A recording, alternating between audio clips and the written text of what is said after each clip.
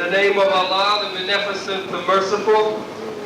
All praise is due to Allah, the Lord of all the world. I bear witness that regardless to land or label or language, there is but one God. It makes no difference which name you call him by. There is but one God. It makes no difference if you call on him in Chinese or Japanese or Korean or Zulu or Swahili or Xhosa. It makes no difference if you call on him in Hebrew or in Arabic or in Aramaic. God is one. His universe is one. The creation is one. His people is actually one people. And it makes no difference, the devil is one also. And it makes no difference if you call him in one language by one name or in another language by another name. The white man is the devil. I greet you in the name of Allah, the one God, and Muhammad the messenger. Assalamu alaikum. We don't want to keep you long today, but there are so many things that are happening in the news today, in the world today.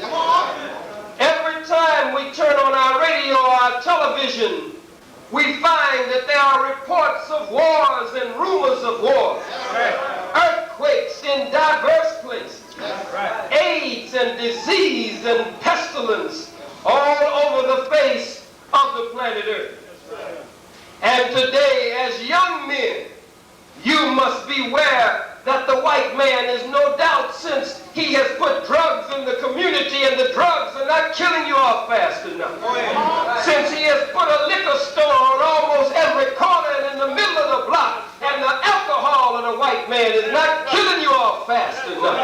And since he has put a gun in the hand of every young black man that wants a gun and an Uzi and everything else, and since it's not killing you off fast enough, he might now set up a draft system to draft you in an unjust and an unfair war to go and fight people for him, and you not have any justice here in America where you have toiled and struggled for the past 400 years. So my subject today is goddamn Uncle Sam.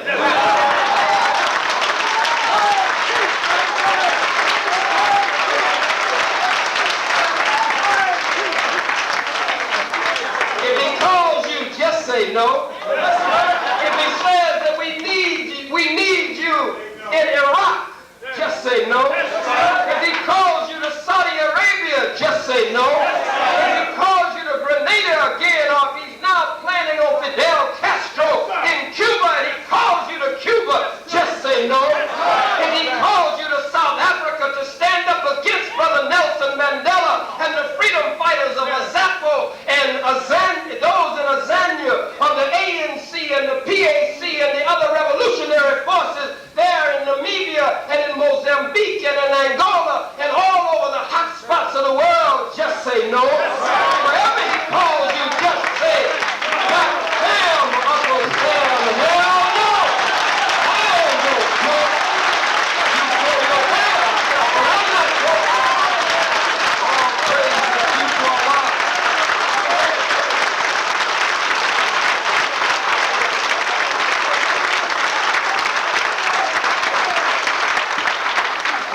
For 400 years he has robbed us and raped us. Robbed us of our name, our language, our religion, our culture, our God, our folkways, our mores, our norms, and the very power of our own being. Broken our will, broken our spirit, dehumanized the black man, emasculated the black man, and dehumanized the black woman and separated the black man from the black woman. So we need a guide for the black woman to understand the black man, and we do need a guide for the black man to understand the black woman, but that guide must come from God on high, and it must come from God's messenger and his representative in the midst of the people. Oh yes, it's true. Black man must take his rightful place back again on the face of the planet Earth, where he is a free, proud, and productive black man, where he is free and independent, a man among men, and a man growing from boyhood to manhood to godhood. That's the only way she's going to respect us. She cannot respect a male who just has the genitalia of male, but and the gender of male, but she can only respect a man who reflects God in his life. That's the only way she can submit to the powers and laws of God, and the only way you can submit to the power and law of God is when we see that coming from her. Our brother Yusuf Salam, and our other brothers now sitting in a dungeon somewhere, in a jail cell somewhere, because a white woman has been, they say, raped. We are not used to white women being raped. We're used to white women just giving it up. That's the way she is. We missed our lecture last week, but I must share it with you this week to let you know that we mean it just as much this week as we did last week. Our subject last week was the white woman is a bitch, a two-legged dog. That's what she is. A white woman in Central Park, there for cheap thrills and cheap feels in the midnight hour with some sneakers on, talking about she was jogging. We know better than that. The white woman has always done that. On the plantation, she would get Big Sambo and make Big Sambo do with her what she wanted Big Sambo to do. And then she would tell old Big Sambo if Big Sambo got too scared to come back again and get Big Sambo lynched. This book is only 100 years of lynching from newspaper articles all across the country. But it's a little book. Volumes of this book could be written because we have been murdered and maimed and lynched by the white man since we've been here in the hells of North America. That's right. And so the scripture speaks of a day, as we spoke of just in a word from last week, when a people would come whose only desire would be to lay this oppressive nation low. That a people would come from a distant land. It might be talking about us because we're from a distant land. And they would snatch their babies from their arms and dash their white babies' heads against the rocks. It talks about how their women would be overcome and how their women would be destroyed. And so I say that we stand firmly with our brothers in the so-called Central Park joggers case. We stand with them. We don't stand with the white woman. We don't stand with the white man. And actually, there is no court that should try a black woman or black man in white America. We can receive no justice in the courtroom of the white man. The white man's system is set up against us. He will always set it up in a way where he will come out on top. And so I just like the idea that she was possibly, I don't know who did it, I don't believe our brothers did it, but the fact that somebody beat her upside her head with a pipe, I feel all right about that. I don't feel what you think about that. I feel all right about that. You say, well, that's not the thing to say. You just don't say things like that in this time. I'm glad whoever beat her with the pipe. No good devil. They used her for sympathy in the courtroom. Some mangy, nasty, disease-carrying, two-legged dog, bitch beast that they bring in the courtroom. What sympathy can I have for her? This book talks of many times when they lynched us and we hadn't done nothing to the white woman. How they would take us out of the courtroom and lynch us. Take us out of the jailhouse and lynch us. Take us from the sheriff and lynch us over a white woman. And so now they want to lynch Brother Yusuf Salam and lynch the other brother. We said last week it's nothing but the Scottsboro case all over again. So it smells of Emmett Till, and the viciousness of it is the same as of Emmett Till. The substance and the circumstances surrounding it, they're not the same. Go ahead. I feel nothing when white people get what they are doing. The Bible says that there would come a time when all of the sins of their fathers and mothers would be visited upon them for generations in the future. The only problem with the Central Park joggers case is that the dog didn't die in the park. That's the only thing.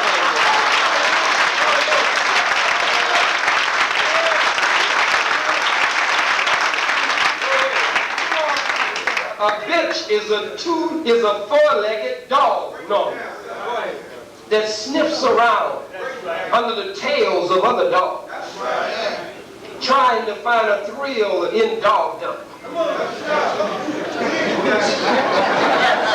Central Park is dogdom. 42nd Street is dogdom. New York City is dogdom. Yes, it is.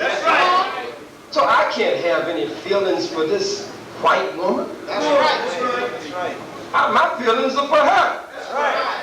I just don't have that much feeling. That's right. I'm so consumed with feeling for the black woman. That's right. I feel for Tawana Brown. I don't give a damn about the white woman in Central Park. Hell with the white woman in Central Park.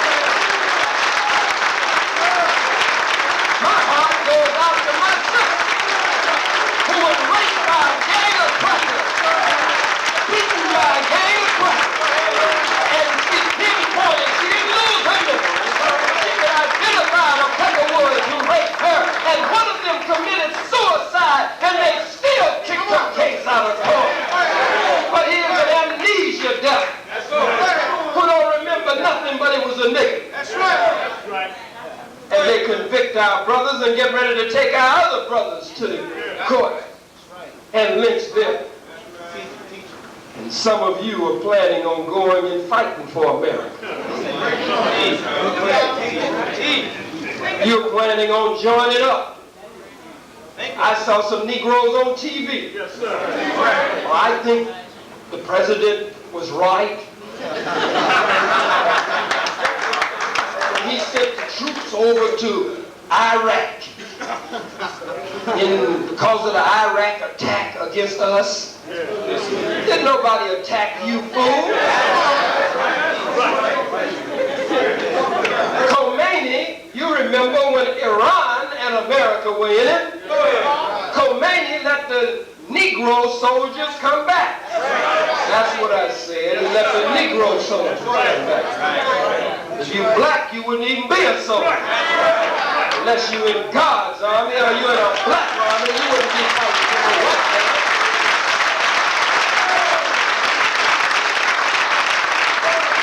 They draft you, just say no. The Honorable Elijah Muhammad did 5 years in federal prison. And it was the draft issue, even though he was a year older than that actual draft cutoff age. He did 5 years in prison. These were 5 of the best years for the Nation of Islam in one sense, though it was painful in another sense, because he laid the base and the foundation for the movement in prison during that time. So if you go to jail, so what? If you go to prison, so what? I've been to jail, I've been to prison, I've been stripped buck naked with chains on my ankles and chains around my waist, chains on my hands. They check every cavity in your body, look out under your tongue and your ears, make you bend over and spread your cheeks and look all the way up in you. But it's nothing but an extension of the slavery process. Our foremothers and our forefathers had to go through the same thing when they were brought here 400 years ago.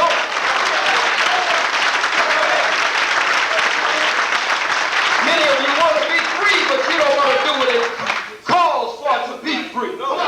Many of you talk nation, but you don't want to build a nation. You still want to smoke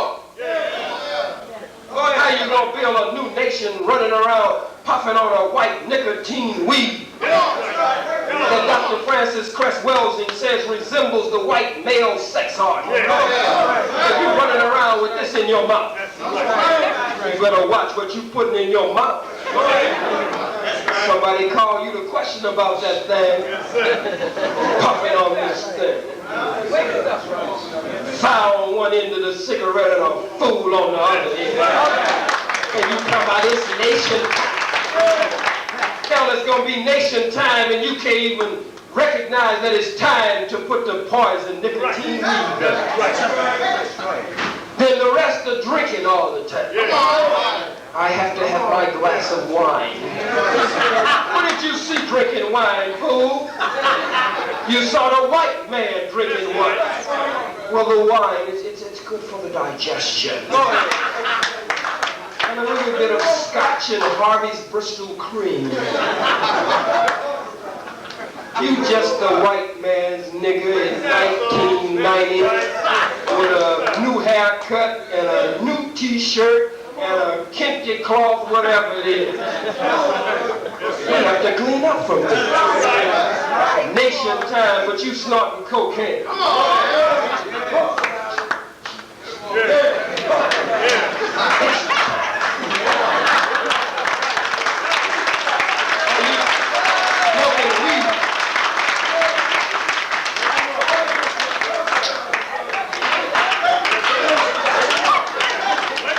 Nation are you gonna build, fool?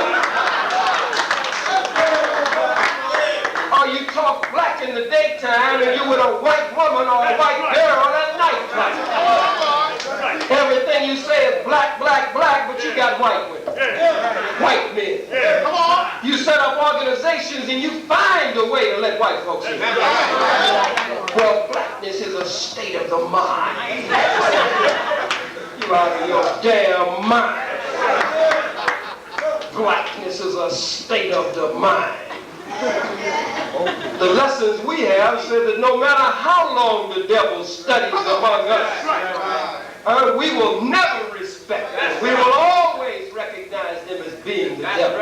We don't love the devil no matter how long the devil studies. Blackness is a state of mind. Some white girl put on a kente cloth crown and say Body Gunny or Hotep or Assalamu Alaikum or Jambo, and you fall for it. Yeah, I got me a black white woman.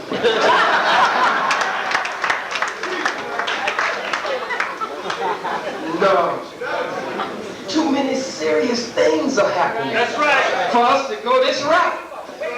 If we were organized, they couldn't have done Sister Tawana the way they did. And if we were organized, they couldn't do our brothers the way they're doing them. We need a strong cadre in New York. Not just the picketing bunch standing around in front of somebody's store picketing them. People don't care nothing about you picketing them. Spike showed you what to do. Where's your garbage can? Throw your garbage cans in the window. Where's your fireball?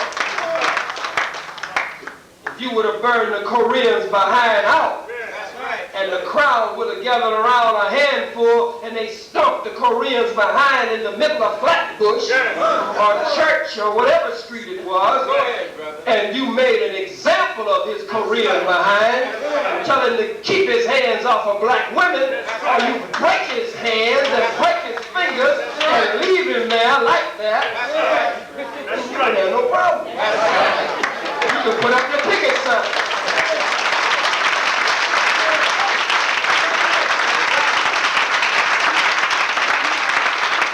We have got to build that kind of army in New York. A serious army. Not one that when something happens to us, we look for a way to excuse it. Well, it's not time right now. Well, when is it going to be time? Everybody should be scared when they mess over us. Everybody should be trembling when they mess over us. But we have to be organized. We can't get organized behind just anybody. That's right. There are some leaders, even Muslim leaders, who say we should join the United States military. That's what they say.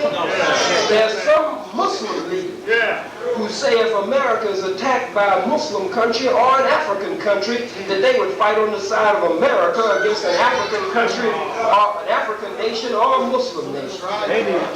There are some Muslim leaders who say if you won't carry the American flag, I'll carry it myself. That's right. They got some Muslim leaders like that. And that's what they call them anyway. No, you gotta say, God damn, Uncle Sam. That's right. That's right. Ain't your uncle no way. That's right. Come on. You're his daddy. That's right. You're gonna be his daddy and he's gonna be your uncle. You cannot go into this war, brothers and sisters. That's right. I have to say sisters too. That's right. They used to just draft you. Now they drafting her too. That's right. When they call you, you gotta let them know where you stand. You got to let them know that if you draft me, I believe you are my enemy. That's right. You got to tell them. That's right. America is my enemy. That's right. That's right. Tell them I'm a Muslim. That's right. And my religion forbids me to go and join in an unjust war. That's right. That's right. You say, well, in violation of God's law and God's word. You got to know what to say to them. Right. In fact, you got to know what to do if you are stopped or arrested by these devils. That's right. You can't run off at the mouth when the devil gets you. That's right. You shut your mouth. That's right. You're a soldier. That's right. We're at war. We are a captured nation. We have been held in captivity for 400 years in fulfillment of the prophecy of the Bible that we would be in this condition. Genesis the 15th chapter, the 13th, the 14th, and the 15th verse. And when you are captured by your enemy, behind enemy lines, you only give name, rank, and serial. What do you give? Name, rank, and serial. That's your driver's license at best. That's right. If you ain't got that, that's your dog tag. If you don't have that, it's your ID card. Right. Your New York ID card. Your Jersey ID card. That's your name, rank, and serial. That's right. Well, what about so-and-so? We're going to kill you, buddy. We're going to put you away, buddy, for life. You're really facing something serious here, guy. And they turn the lights on you, jump. Let me have your wild sergeant.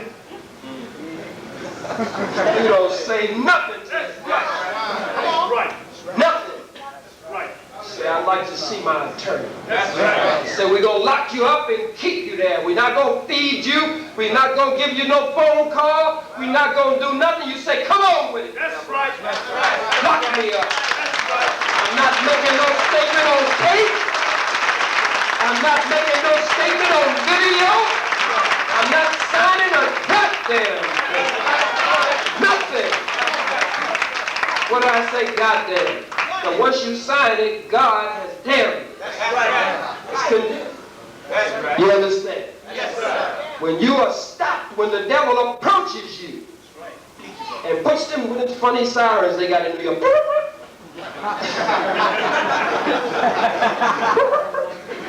as soon as you hear that thing and see the light, if it's night, you drive it or whatever. If you can turn your light on in your car before they get out, you turn the light on in your car. Let them see inside of your car. That means you got to be clean. You can't have nothing in your car you don't want them to see. All right? Put your hands on the steering wheel so the beast can see your hands. When he approaches, they're nervous. They're scared of you. Because they know that the day is coming when you're going to wake up. They know the day is coming when you're going to do what you're supposed to do. They thought Central Park was that. They thought that we had organized pipe squads already. It was taking them out one by one with the pipe squad. Well, there will come a time when the pipe squad will rise. Huh? All kind of squads are going to rise. Yes. We're going to make up for what has been done. By God's command, not by mine. Nobody will stand and give you orders. You'll have orders coming from a commander inside of you. And you'll know when to move and you'll know what to do. And you'll kill everything white that ain't right that's in sight. Yes, you will. That day is coming. Put your hands in clear view. The devil is nervous. Normally they pull their guns. But they scared of you. Normally they come with many troops. Sometimes they call for backup before they even stop. They won't get out. But they scared of you. You say, see your driver's license. You got to handle, this is a savage. This is a savage.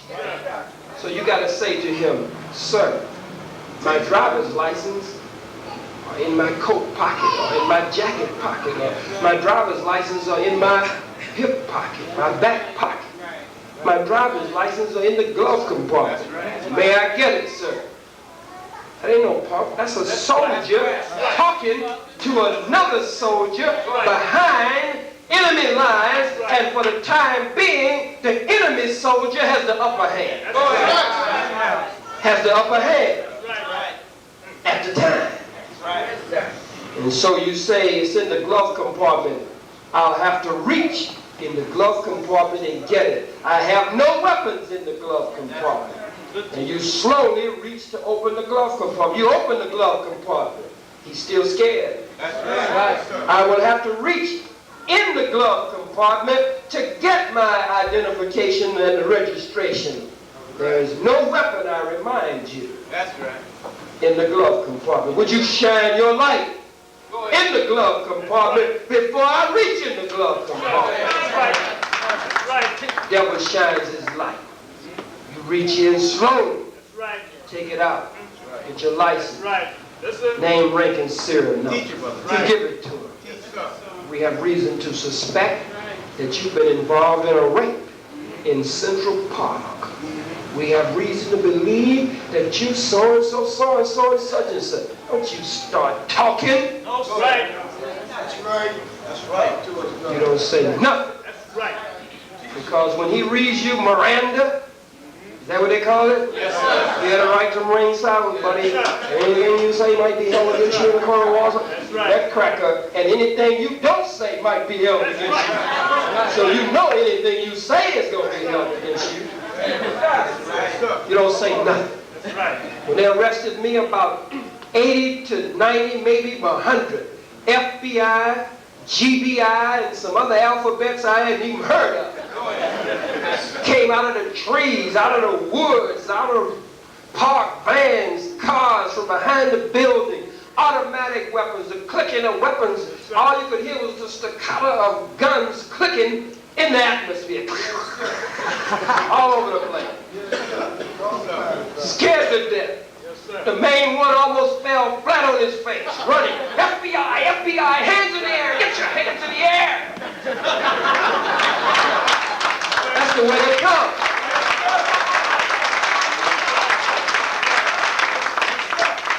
You gotta be cool, calm and collected.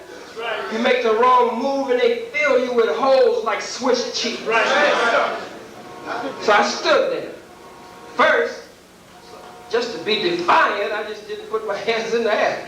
And this was just wearing this cracker out. I said, put your hands in the air! I mean, they just go off. Slowly, I raised my hand. I guess he almost said, damn. I have to shoot this nigger if he didn't put his hands in there. They might do it. But then you don't give up no information on nothing. Where you coming from?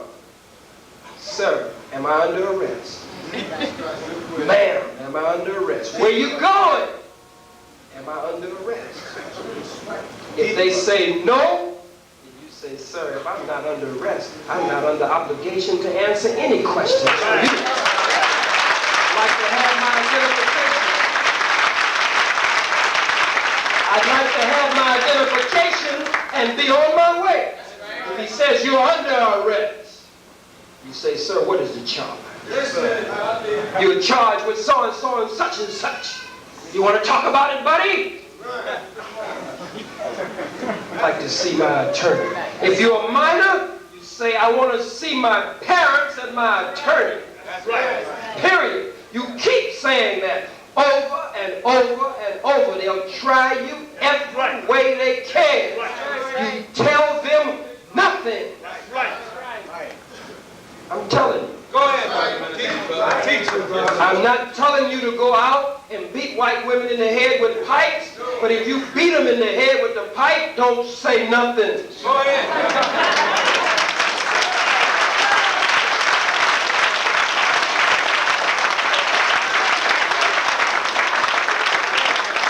If you kill them and leave them dead in the park, I'm not telling you to go and kill them and leave them dead in the park, but it's no more than what they've done to us. And if you kill them and leave them in the park, don't say nothing.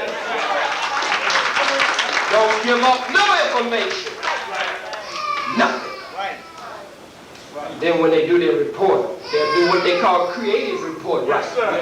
They start lying on you. But don't you give them nothing that they can use against you. Why am I doing this? I want to cover this and cover this war back and forth between the two because somebody has to talk to you on this. Somebody trains them on how to come after you. Somebody got to train you on how to deal with them when they come.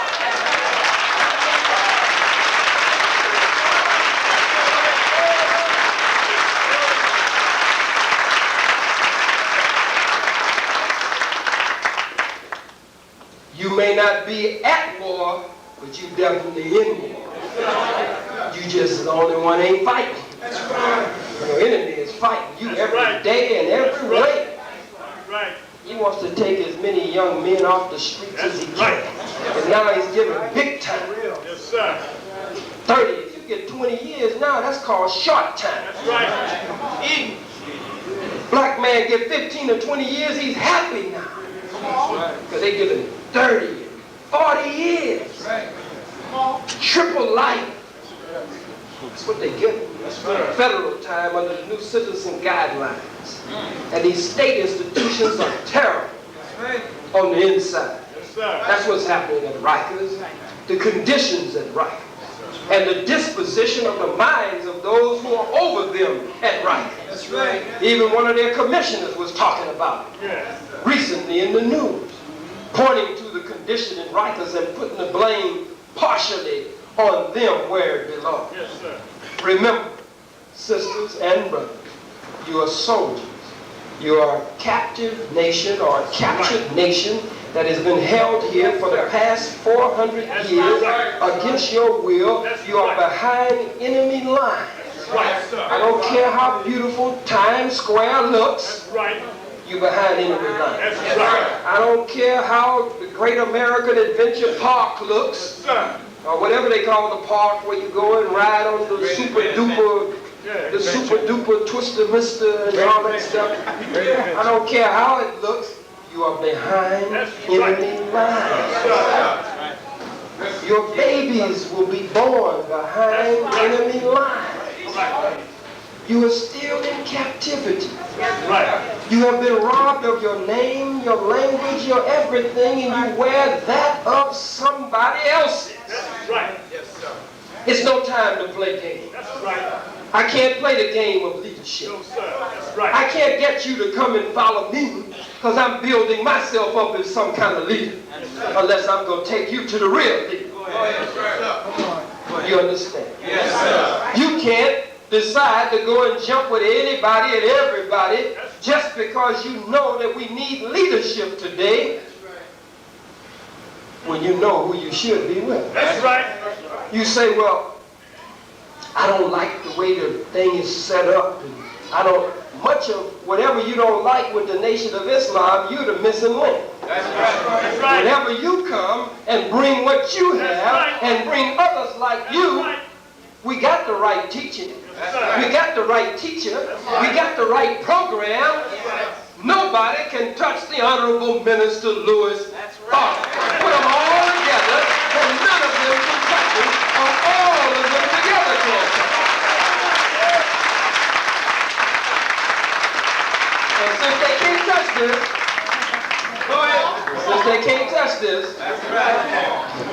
Go ahead. And if those leaders, to borrow from Flav, if those leaders were honest, they would tell you, I can't do nothing for you, man.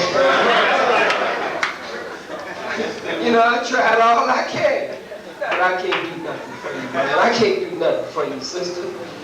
That's what I have to tell you.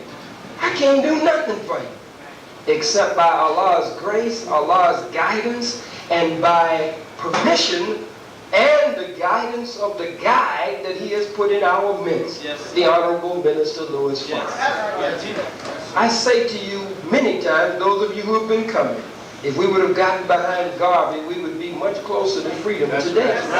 But we found something else to do. We didn't like this, we didn't like that. We picked at this, we picked at that. So we didn't get with God.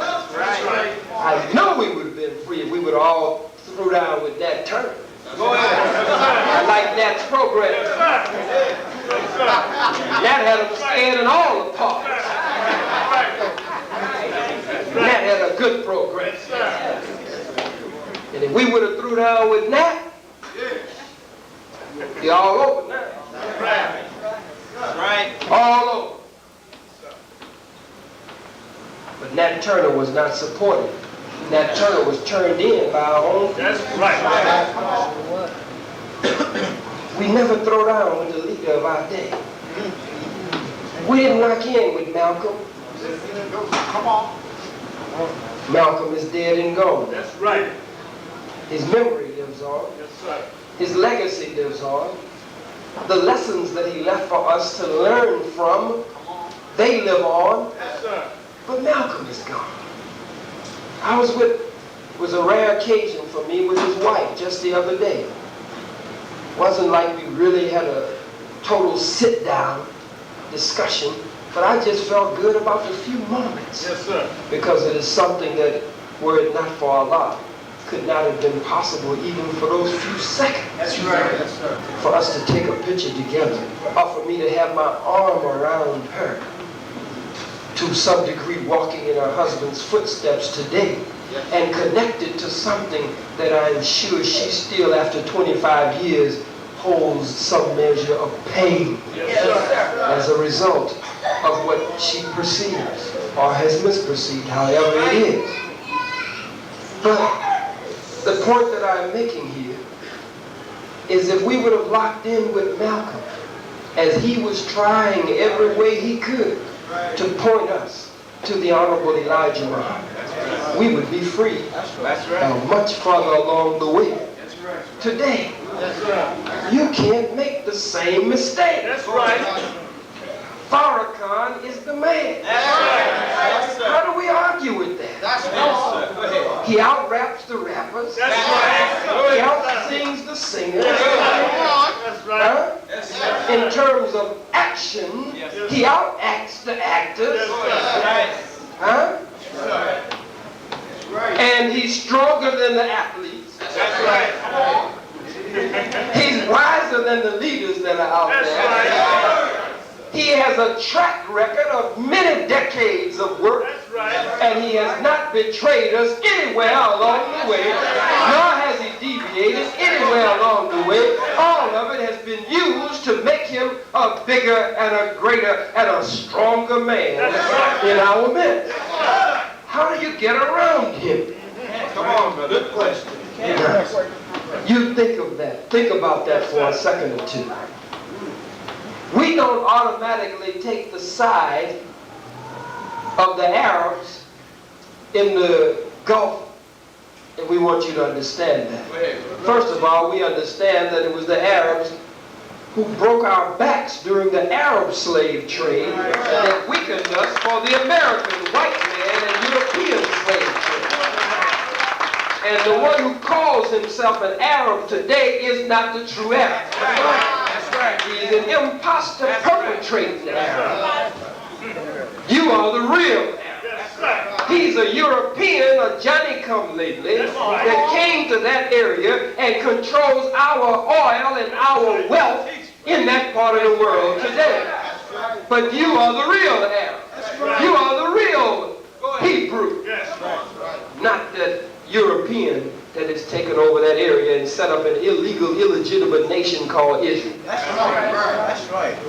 We don't automatically take their position, but when it comes to an enemy against America, we have to take the side of the enemy that is fighting America. That's right. Go ahead. And then we settle our differences with that enemy later on. That's right. But the Bible says, God speaking, I will give nations for your rise. That's right. He will commit whole nations to war just to weaken powers that be, so that we will ultimately, we who are his chosen, will ultimately be in position to take our divine role and responsibility over that he has ordained for us. So he pits enemies of ours, one enemy, a small or little enemy against a big enemy. He'll pit big enemies against big enemies. But I want to say this. America, I do not believe, can win the war against Iraq. You can tell America knows that she can't win the war. He is little Iraq. And America is deploying soldiers. What's this guy's name? George. You know George. George is at Kennebunkport. Doesn't that sound kind of funny? This guy's at Kennebunkport. It just sounds kind of sweet. Giving orders from Kennebunkport. And he's deploying troops day and night. All of this overkill. But we've seen this before. That's right. What about the troop build-up for Vietnam? Did he win Vietnam? Did he leave in honor or shame and disgrace? France went up against little Vietnam. Did France win? England went up against little Vietnam. Did England win? No. Because the Vietnamese had a fierce determination to defeat this white man. The Vietnamese built underground tunnels like ants. And they conducted their activities underground. White man be walking the GI with his uniform on top of the ground. Viet Cong in a hole underground. Hear him walking on top. Walk and crawl through the hole, wait for him to get to the hole and grab him and snatch him down in them holes, and he never come back up again until they sent him back up so mutilated and so messed up until it psychologically would wipe his other comrades in that particular platoon or battalion or company or whatever it was, wipe them out psychologically. That's the way the Viet Cong fought this cracker. That's the way you're going to fight him one day. War is coming in this country. War is coming in this country where the color of your skin will be your uniform. It's definitely coming in this country. And we are not going to lose. Because God is on our side and will create the circumstances to give us the advantage over our enemies. Let me say this. You cannot fight an enemy at home the way you fight an enemy abroad, and I'll be through in a few minutes. Come on, brother. America can't fight us at home the way America would fight Saddam Hussein in Iraq, or Ho Chi Minh at that time in Vietnam. You just can't fight an enemy at home the way you fight an enemy abroad. There's certain things you can't do to an enemy at home. And we are the most fierce enemy that the white man has. We know him better than anybody else. We know where all of his nerve centers are. And in most cases, he's got us with uniforms on in key positions. That's right. All over the place. I mean, it's real crazy. He did this with the Vietnamese and lost. And now he's doing it over with the Iraqis, and he will lose. But either way it goes, we can't lose. Though we have feelings for the Arab people that are now set upon by this beast. But we will have to settle our score with them later. Yes. and further down the line. So brothers and sisters, again, if you are called for the war, make sure that you get some advice. Make sure that you do not put yourself in a position where you'll come back in a pine box. That's right. If they really get into this thing, a lot of American soldiers are going to lose their lives. And you're not even an American, so you shouldn't be a soldier for America. Saddam Hussein might let you come back home, like Khomeini did, but he might not let you come back. So don't go over there counting on Saddam Hussein sending you back home, saying that you're not the true American the way Khomeini did. Khomeini was merciful. He said these Negroes are deaf, dumb, and blind with these uniforms on. Send them back home and let's keep the white ones hostage because they're the real Americans. He had that kind of understanding.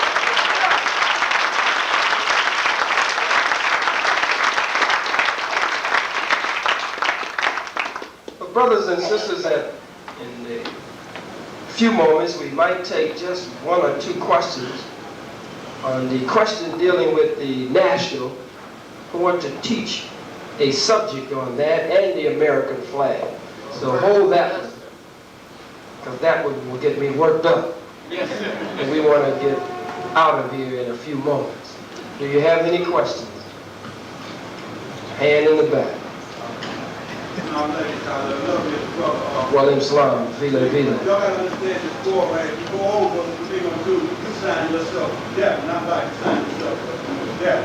I don't want to get, a lot of people out gonna say that's just getting into a trap with that. You talking about with that war? Brother said you sign up, you're signing yourself into death. Right. You're absolutely right. Let the white man fight his own war. Our war is right here. And he's our number one enemy. Yes, sir. This is master computer in Europe. You know anything about it? In Europe, master computer, there's a 666. Well, yes, sir. What's the... I just know that you know anything about it. Do you have our lecture on 666, the mark of the beast? Do you have that lecture from here? Check with them before leaving, and it will tie right in with it and everything. Are there any other questions? Sisters also? Yes, ma'am. One of them stars. Have you been in Egypt? Don't you think the weather alone is a strike against it to begin with? That's right. Sister said in words, don't we think that the weather alone is a strike against the white man? It certainly is, and much of it he has caused himself. He has messed up the earth so badly and interfered with the universal laws of God so much until many times it's cold when it should be hot, it's hot when it should be cold, and it's dry when it should be wet, and it's wet or raining when it should be dry. He's messed up the ozone layer around the earth. Then we're talking about the whole issue of the rainforest. I mean, he's just messed up everything. Polluted the air that we have to breathe, polluted the water that we have to drink. He has messed up the balance in nature. And unless we put him in check, which means we have to hurry and get ourselves together, the fella is on the brink of destroying the whole planet Earth. He's not a responsible guy at all. We have to really put him in check. So the scripture also says, my sister, that God has stored up for that great battle and war, that he has stored up rain and snow and hail. And of course we hear later of earthquakes and other, what the white man calls acts of God.